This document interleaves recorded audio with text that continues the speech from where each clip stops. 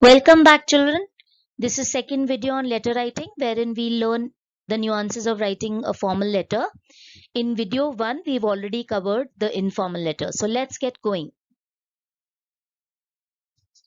In this video, we will learn what kind of letters are called as formal letters.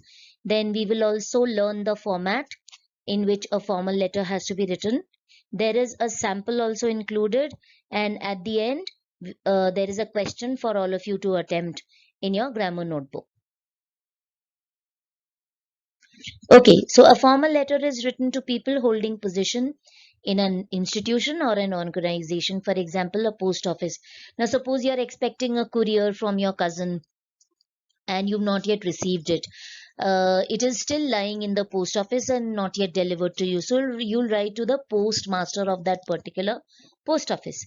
Then you have a concern related to your bank account. So, you'll write to the manager of that particular bank. So, since the purpose of writing such letters is official. So these letters fall in the category of a formal letter. The language, we must be very careful. It has to be formal and polite language, and it follows a stipulated format. There is a fixed format for writing formal letters. Now, last year we've already written one type of formal letter, that is an application to the principal, which also falls into the category of a formal letter. Now, the purpose of writing a letter decides whether it is going to be an informal letter or a formal letter. In simpler words, the reason why you're writing a letter. Okay, so the first purpose could be to apply for leave or request something. Such letters are called as application letters. Now, suppose you have fallen sick and you are unable to attend the school, so you will have to apply sick leave, right? Or you wish to request Maya ma'am to allow you to visit the school library during the lunch break because you are very fond of reading books. So then such a letter will be considered as an application letter. Come to the second one. Now you wish to complain about something. Such a letter is called as complaint letter. Now someone in the society is using your parking area without taking your permission. So your father will have to write a complaint letter to the secretary mentioning about the same. The third one is to persuade or make suggestions. Such letters are called as persuasive letters. Now there is clubhouse in your society and the clubhouse is not being used for any good purpose. So you have an idea. You will write to the secretary requesting him or suggesting the secretary to change it into a library, and the library can be formed by children of the society contributing their old books which they have already read, and with the help of those old books that particular clubhouse can be converted into a library wherein the children can visit the library and use their free time to read. Then the fourth purpose is to inform about something.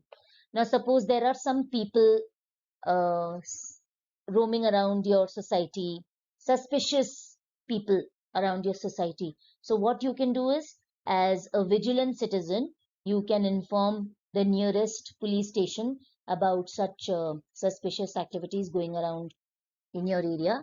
Or suppose you have rented out your flat to someone. So your dad needs to write a letter to the secretary of the society informing him about the same.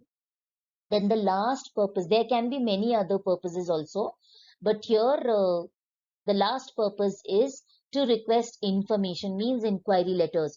Now through someone you've come to know that there's going to be a power cut in your society for few hours and you wish to know more about it in detail. So you will write an inquiry letter requesting the secretary or the chairman to provide you further information, for how many days, for how many hours, and for how long will this power cut continue.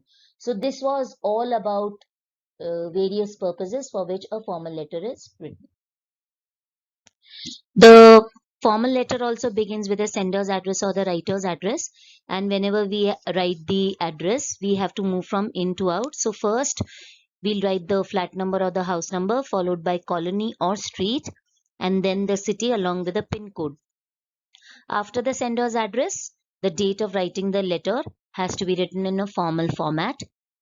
After the date comes the receiver's designation and address. Now, why designation is important? Because every organization has many people working for it. So then if you do not mention the designation, it will be very difficult for people of that particular organization to figure out to whom the letter is addressed to. And then of course the address of that particular office. Then comes the salutation. Now in salutation we write dear sir or madam, but of late dear has also been done away with. You can directly start with sir or madam. Now comes the most important part of a formal letter, which is the subject. Now, subject line should be such that the purpose is disclosed in a line, and it is very, very important because it decides whether your letter will be read further or not. After the subject, we move on to the body of the letter, where we discuss the purpose or the reason of writing the letter in detail, which is divided again into three parts: introduction, you just mention your purpose of writing the letter. Then main content. Here we discuss a problem or a request or the purpose in detail. And in conclusion, we mostly write what we expect that person to do regarding a problem, a request, or a complaint, or we are trying to seek any information. So that comes under conclusion. After this is complimentary closing. Now, as you can see, complimentary closing, we have written thanking you. Now, courtesy demands that you should thank the person who has gone through your letter so patiently. After complimentary closing is the subscription. Subscription for a formal letter should be yours sincerely or faithfully. Again, Y of yours should be capital and there should not be any apostrophe between R and S. And S of sincerely and F of faithfully should be written in small. Then last you should write your name and designation. Here are some helpful tips to help you attempt a question on letter writing. The first one is read the question carefully. By reading the question carefully, you will understand what the purpose of the letter is and what the letter demands. The next is we must always keep in mind the different roles of the people to whom the letter is addressed, means the designation of that person. And so we should write accordingly because you cannot expect the mayor or the editor to repair the roads for you. Last but not the least, the letter should be to the point only. We must not beat around the bush.